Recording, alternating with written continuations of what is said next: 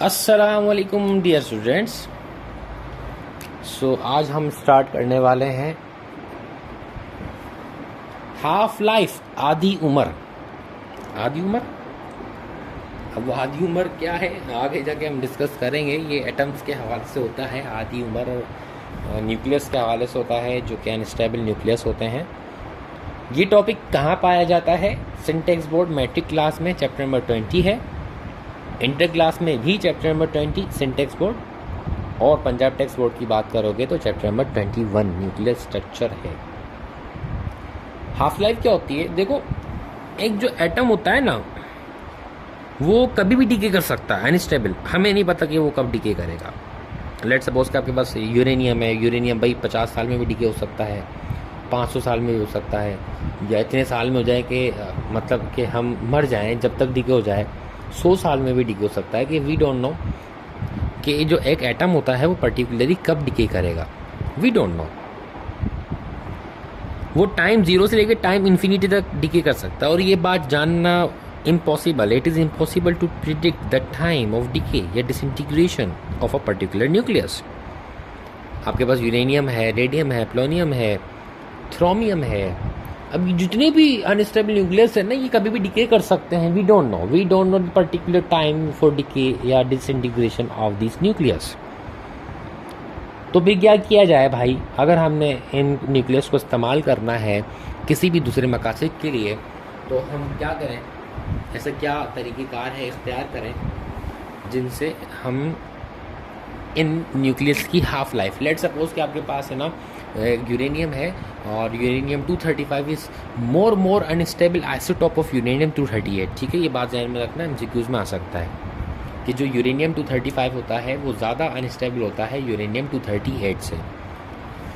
अब यूरेनियम 235 है वो भाई डिके होगा 200 साल में, कम्प्लीटली डिके जब होगा, मतलब वो 100 ग्राम है, 100 ग्राम का 100 ग्राम कब डिके होगा? 100 साल में होगा।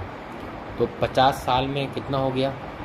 वो 50 ग्राम डिके होगा। तो this 50 gram is the half life of uranium 235। Half life of a radioactive element is that period, एक ऐसा टाइम होता है in which half of the atom decays, जिसके अंदर मतलब आधा। मैंने आपको जैसे एग्जांपल दी, ये एक पॉट है जिसके अंदर 100 ग्राम यूरेनियम 235 है। ये डिके होने के बाद, अच्छा ये कितने में होगा? 100 ईयर्स में होगा। 50 ईयर में कितना हो गया? ये 50 ग्राम हो गया। So this 50 year is the half life of uranium 235, 92 जिसका एटॉमिक नंबर होगा। हाफ लाइफ का formula dear students, T is equal to 0.693 over lambda बनता है, and this lambda is known as decay constant. आगे जाके ना हम ये भी प्रूव करने वाले हैं कि ये जो 0.693 आया, ये आया कहाँ से, ये डिके कॉन्स्टेंट क्या होता है। आगे जाके हम ये सारी चीज़ें मज़ीद मैं आपको डिटेल्ड में आज इस लेक्चर के अंदर बताने वाला हूँ। ठीक है, कि 0.693 का मकसद क्या है। अक्सर स्टूडेंट्स है ना, अच्छा आजकल है ना हमारे स्टूडेंट्स में एक बीमारी है, वो बीमारी ये कि हम लोग रट्टा बड़ा लगाते हैं। सो डियर स्टूडेंट्स, रट्टा नहीं लगाओ, कॉन्सेप्ट्स क्लियर करो, क्योंकि पेपर में रट्टा नहीं बल्कि कॉन्सेप्ट्स पूछे जाते हैं, और जब वो कॉन्सेप्ट्स हमें नहीं आते हैं, रट्टा लगाकर हम जाते हैं, तो बाद में हम खून के आंसू रो रहे होते हैं। तो वो जो खून के आंसुओं से बचने के लिए आपने इन कॉन्सेप्ट्स को क्लियर करना है। तो आगे जाके हम ये भी सीखेंगे कि 0.693 आया कहाँ से, और ये जो डिके कांस्टेंट होता है इसका मतलब क्या है। देखिए, हाफ लाइफ को अगर डिटेल में पढ़ना है तो हमें लॉ ऑफ रेडियोएक्टिव डिके लाजमी पढ़ना पड़ेगा। लॉ ऑफ रेडियोएक्टिव डिके क्या होता है? दो साइंटिस्ट थे, पहला रदरफोर्ड और दूसरा सोडी। इन दोनों ने एक लॉ दिया और उस लॉ को बोला स्टैटिस्टिकल लॉ। क्या मतलब स्टैटिस्टिकल लॉ? लेट सपोज कि मैं आपसे पूछूं कि भाई आप रोज़ाना कितना खाना खाते हो या कितनी रोटी खाते हो, तो आप मुझे आसानी से बता दोगे। ठीक है, और फिर मैं आपसे एक सवाल ये करूं कि आप जब स्कूल जाते हो तो बताओ टोटल बाइक्स कितनी आती हैं रास्ते में? घर से जब आप स्कूल जा रहे होते हो तो आप मुझे इस सवाल का आंसर दो कि आपके रास्ते में टोटल बाइक्स कितनी आती हैं, टोटल कार कितनी आती हैं, टोटल रिक्शास कितने आते हैं। तो आप लोग है ना मुझे पर्टिकुलर एक आंसर नहीं दे सकते, क्योंकि आप जिस रास्ते से जा रहे हो उस रास्ते में कभी 50 बाइक्स होंगी, कभी 100 होंगी, कभी 80 होंगी, कभी 70 होंगी, कभी 30 होंगी, कभी 20 होंगी। तो आपसे मैं ये कहूँगा कि एक काम करो, वो काम ये करो कि हर दिन आप लोग बाइक्स को काउंट करो, एक पेपर पे लिखो और मुझे 10 डेज़ का एवरेज निकाल के दे दो। तो आप लोग मुझे बता दो कि सर जो 10 डेज़ में एवरेज आया वो ये आया कि 50 बाइक्स रोज़ाना मेरे घर से स्कूल के रास्ते में आती हैं। तो ये जो पूरा एक प्रोसेस था ना, ये स्टैटिकल प्रोसेस होता है, इससे कहा जाता है स्टैटिस्टिक्स। तो सॉडी ने और रदरफोर्ड ने भी एक स्टैटिकल लॉ दिया, उन्होंने भी एक स्टैटिकल लॉ दिया। स्टैटिकल मतलब एक अजम्पशन, एक एवरेज निकाला रेडियो एक्टिविटी के लिए, डीके के लिए। जब न्यूक्लियस डीके होता है तो उसके लिए भी एक स्टैटिकल लॉ दिया। वो लॉ क्या था डियर स्टूडेंट्स? वो लॉ हमारे पास ये था कि when there is large number of nuclei in a sample, so rate of decay is directly proportional to number of nuclei in sample। क्या मतलब है इस बात का? क्या मतलब है इस बात का? बड़ा आसान मतलब है। फर्ज करो कि जो रेट ऑफ डिके होता है वो डायरेक्टली प्रोपोर्शनल होता है number of nuclei in sample, in a given sample. आपके पास दो भगोने रखे हुए हैं, दो पोर्ट्स हैं, दो डिशेज हैं, एक में 50 न्यूक्लियाई हैं, दूसरे में 100 न्यूक्लियाई हैं। अब जिसके अंदर जितने ज़्यादा न्यूक्लियस होंगे उतना ज़्यादा डीके उसके अंदर होगा। भाई ये जो आपके पास डिश है इसके अंदर 50 न्यूक्लियस हैं तो लाजमी सी बात है 50 दफ़ा अल्फा डीके हो सकता है। अब इसके अंदर 100 न्यूक्लियस हैं तो लाजमी सी बात है इसके अंदर 100 दफ़ा अल्फा डीके होगा। ये 50 है तो 50 दफ़ा बीटा नेगेटिव डीके होगा, ये 100 है तो 100 दफ़ा बीटा नेगेटिव डीके होगा। तो जो रेट ऑफ डीके होता है, रेट ऑफ डीके का मतलब ये है कि कितना जो न्यूक्लियस है, जो ओरिजिनल एन नॉट, हम यहाँ पे जो इनिशियल न्यूक्लियस एन नॉट है वो डीके हो रहा है कितने टाइम में, this is known as rate of decay. Rate means कितने टाइम में न्यूक्लियस डीके हो रहा है। तो जो रेट ऑफ डीके होता है ना वो डायरेक्टली प्रोपोर्शनल होता है number of sample in a given, मतलब number of nuclei in a given sample है। Suppose that in time D T, मतलब ये कि हम सपोज कर लेते हैं कि किसी टाइम डी टी में, डी टी हम यहाँ पे ले रहे हैं with very very small time और बहुत ही कम nucleus decay, D N nucleus decay हो रहे हैं, तो हम ये कहेंगे जो रेट ऑफ डीके होता है वो इक्वल होता है नंबर ऑफ न्यूक्लियस डिकेज पर यूनिट टाइम। ठीक है, सो जो नंबर ऑफ न्यूक्लियस है उसको हम शो करेंगे डी एन से और विद यूनिट टाइम है वो डी टी से। So rate of decay is directly proportional to D N by D T. यहाँ पे आपके पास डायरेक्टली प्रोपोर्शनल आएगा, directly proportional to D N by T T.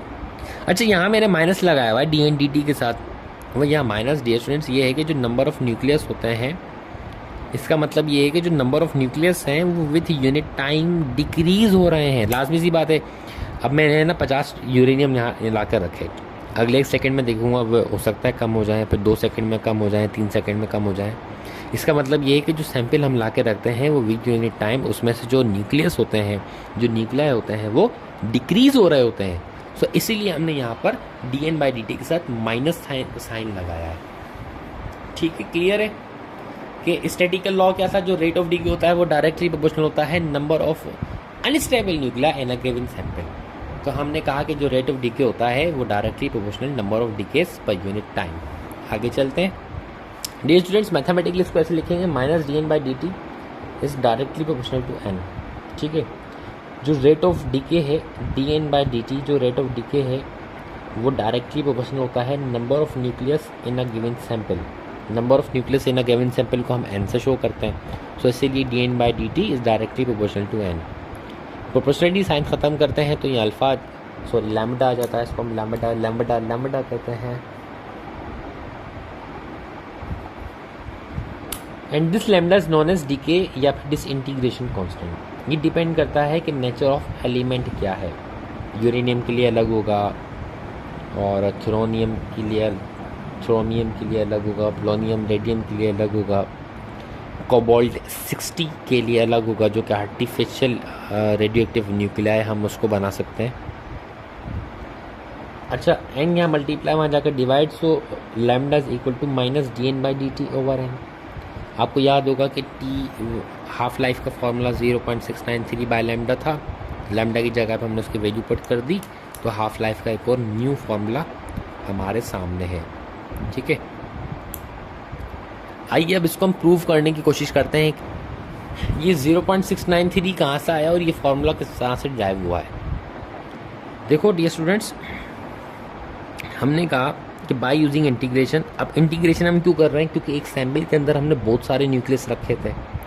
बहुत सारे न्यूक्लियस का मतलब ये है कि अगर हम हर एक का डिके कांस्टेंट मतलब रेट ऑफ डिके मालूम करेंगे तो ये मुनासिब नहीं रहेगा। तो हम क्या करेंगे, जो रेट ऑफ डिके है उसका हम इंटीग्रेशन ले लेंगे। इंटीग्रेशन से क्या होगा, हम एक एवरेज पता चल जाएगा कि हमारे पास सैंपल में मौजूद न्यूक्लियस का रेट ऑफ डिके क्या है, एवरेज मालूम हो जाएगा। सो आपके पास जो रेट ऑफ डिके उसमें इंटीग्रेशन हमने लगाया। इंटीग्रेशन मतलब यहाँ पे एन और एन नोट का डिस्टेंस मतलब ये है कि जो इनिशियल मतलब एन नोट अभी कोई डिके नहीं हुआ और number of nucleus in a given sample N तक। ठीक है, मतलब कोई डिके नहीं हो रहा है लेकिन डीके स्टार्ट होगा तो वो नंबर ऑफ न्यूक्लियस एन तक जाएगा। पता नहीं कितने न्यूक्लियस डीके हो सकते हैं। जब कोई डीके नहीं हुआ था तो उस टाइम था 0, और जब डीके हो जाएगा किसी टाइम में तो टाइम t होगा। सो इसीलिए integration N N not D N by D T is equal to integration t0 limit minus lambda into D T. ये जो पूरी टर्म होती है डी स्टूडेंट्स, ये बराबर होती है लॉग एन एन और एन नोट के। और ये आप देखो डी टी भी कॉन्स्टेंट ही होगा, टाइम देखो हर न्यूक्लियस का कॉन्स्टेंट होगा। लैम्डा मतलब डीके कॉन्स्टेंट हर एक न्यूक्लियस का भी कॉन्स्टेंट होगा। तो ये जो कॉन्स्टेंट टर्म है ये बाहर आ जाएंगी। तो आपके पास जो limit t0 minus lambda D T होगा वो इक्वल हो जाएगा माइनस लैम्डा इंटू टी और t0 के।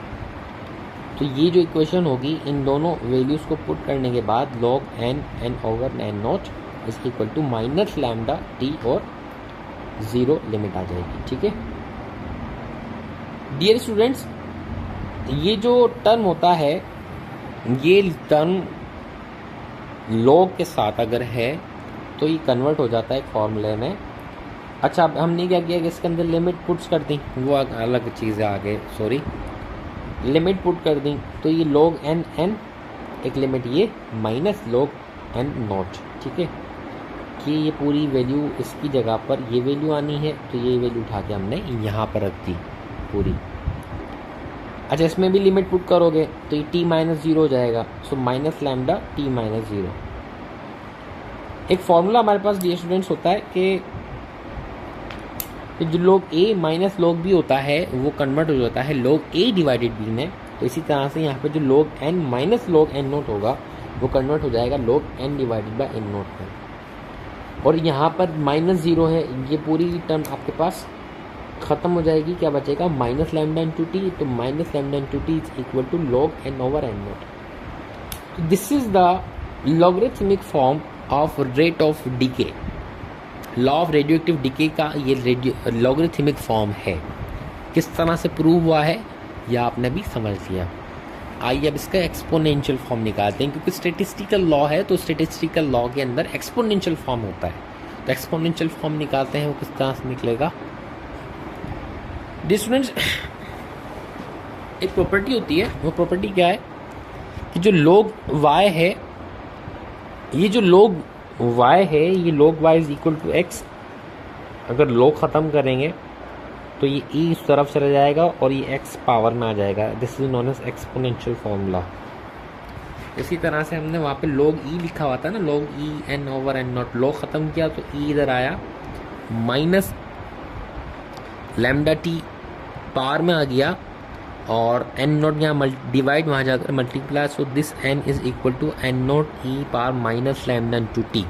अब देखो आपसे है ना क्वेश्चन किया जा सकता है पेपर के अंदर थ्योरेटिकल, कभी प्रूफ करके दिखाओ कि n is equal to n not e power minus lambda T की इक्वल है। तो आप इस तरह से कर सकते हैं जैसे हमने लास्ट से स्टार्ट किया था। And this is the exponential form this is the exponential form of law of radioactive decay which is known as statistical law proposed by Rutherford and Soddy। अगर हम ग्राफ की बात देखो, ठीक है, अब यहाँ पर है ना बड़ा ही प्यारा कॉन्सेप्ट मैं आपको दिखाऊं, इसको हम प्रूफ करते हैं। चलो आप है ना t इज इक्वल टू 0 रखो, t इज इक्वल टू 0, सही है। तो ये हो जाएगा n is equal to N not E power minus lambda into 0, ये पूरा टर्म 0। जब e के ऊपर 0 होता है तो ये बराबर होता है 1 के। So n is equal to N not, मतलब ये समझ में आया फॉर्मूला कैसे हमने इसको यूज़ किया है। अगर टाइम 0 है तो आपके पास जो number of nucleus in a given sample है, मतलब ये कि डीके होने के बाद जो नंबर ऑफ़ न्यूक्लियस रह गए हैं सैंपल के अंदर वो इक्वल है इनिशियल न्यूक्लियाई के। अब इसका मतलब ये कि टाइम t 0 पे कोई भी डीके नहीं हुआ है। जितने 50 अगर न्यूक्लियस थे तो 50 के 50 अभी बाकी हैं, 100 थे तो 100 के 100 भी बाकी हैं। अब इन्हें टाइम डीके हो रहा है और time is equal to infinity. So जब ई पार इन्फिनिटी होगी तो ई पार इन्फिनिटी को इन्वर्स करेंगे तो वो ई पावर इन्फिनिटी आ जाएगा और ये टर्म हमारे पास 0 हो जाएगा।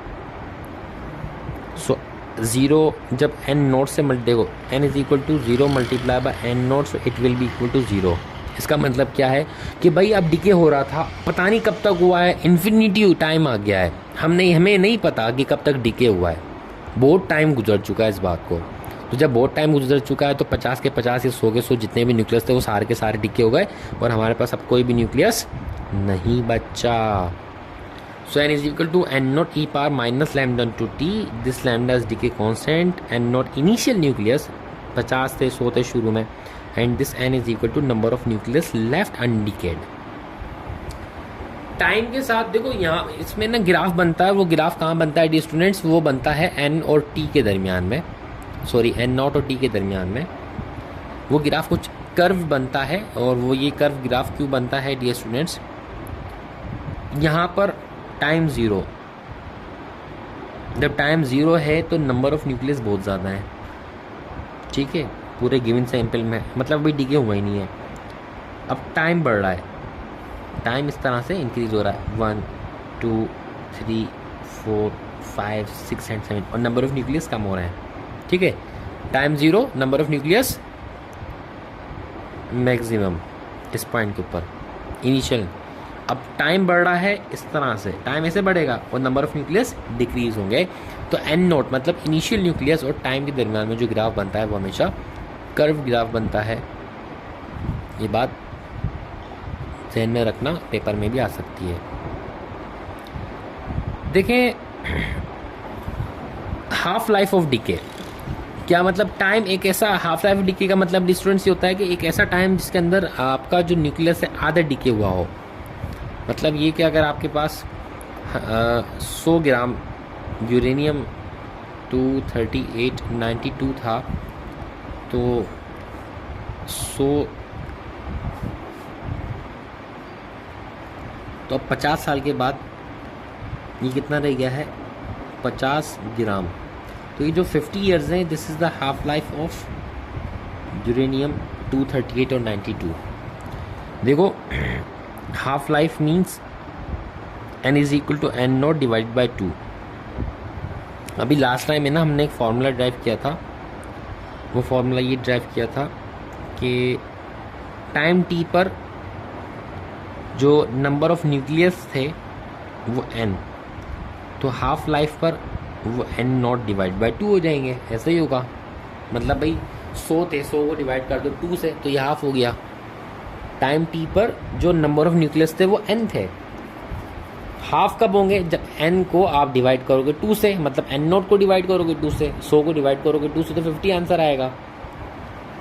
सो n की value n not divide by 2, ठीक है।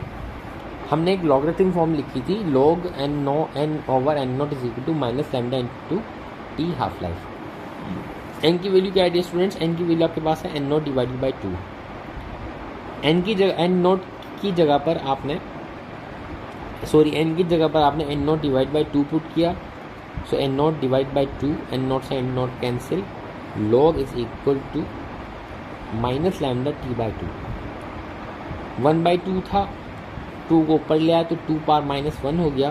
सो log 2 पावर माइनस 1, देखो ये ऐसे था ना 1 बाई 2, प्लस का पन है अभी, ऊपर लाओगे तो ये बराबर हो जाएगा 2 पावर माइनस 1 के, ठीक है, minus lambda into T by T 1/2। अच्छा जी, लॉग में एक फॉर्मूला है जिसमें पावर अगर nx अगर पावर आपके पास है तो वो पावर पहले आ जाती है, तो पावर -1 है, 1 हमने यहाँ लिखा नहीं, माइनस आ गया, तो माइनस से माइनस इसका cancel, log 2 is equal to lambda T 1/2, ठीक है। लैम्डा यहाँ पर मल्टीप्लाई, वहाँ जाकर डिवाइड, और log 2 divide by lambda. So log 2 की जो वैल्यू आपके पास आती है डियर स्टूडेंट्स, वो 0.693 आती है, और इस तरह से T1/2 इक्वल होता है 0.693 ओवर लैम्डा के। तो देखें ये फॉर्मूला भी हमने ड्राइव कर लिया, और ये भी पता चल गया कि 0.693 आया कहाँ से, ठीक है। अब आगे चलते हैं डियर स्टूडेंट्स। अब हमारा जो टॉपिक है वो है number of nuclei left after n half life. क्या मतलब है, देखो टाइम t पर, मतलब टाइम स्टार्ट नहीं हुआ तो जो नंबर ऑफ न्यूक्लियाई होंगे वो n होंगे, सही है। आफ्टर 1 हाफ लाइफ, मतलब फर्स्ट हाफ लाइफ के बाद जो नंबर ऑफ न्यूक्लियाई होंगे वो हाफ हो जाएंगे, तो n0 डिवाइड बाय 2, ऐसा ही है। आफ्टर सेकेंड हाफ लाइफ, अच्छा ऐसा नहीं होता कि भाई आपके पास 100 ग्राम था और 100 ग्राम जो है 50 साल उसकी जो है हाफ लाइफ है, तो 50 साल बाद वो 50 का रह गया और फिर अगले 50 साल में वो 50 भी ख़त्म हो गया, नहीं, ऐसा नहीं होगा। अगर यूरेनियम आपके पास 100 ग्राम है, 50 साल में वो 50 ग्राम डिके हो चुका है, तो अगले 50 सालों के अंदर वो 25 ग्राम होगा, फिर अगले 25 सालों में वो 25 का आधा 12.5 होगा, फिर अगले में वो 12.5 का आधा, फिर अगले में वो उससे आधा, तो इस तरह से ये कहानी चलती रहती है। और इसीलिए जो हाफ लाइफ होती है ये बहुत ज़्यादा होती है, मिलियन ईयर्स भी होती है, लाइट ईयर्स पर बहुत ज़्यादा होती है ना। हमने कहा कि भाई फर्स्ट हाफ लाइफ एंड और नॉट डिवाइड बाय 2, अगर सेकेंड हाफ लाइफ उसकी देखो तो इसका भी आधा कर दो तो एन नॉट डिवाइड बाय 4 हो जाएगा। अगर थर्ड हाफ लाइफ देखो तो इसका भी आधा कर दो तो N not divide by 8। Fourth half life देखोगे तो इसका भी आधा और एन नॉट डिवाइड बाय 16।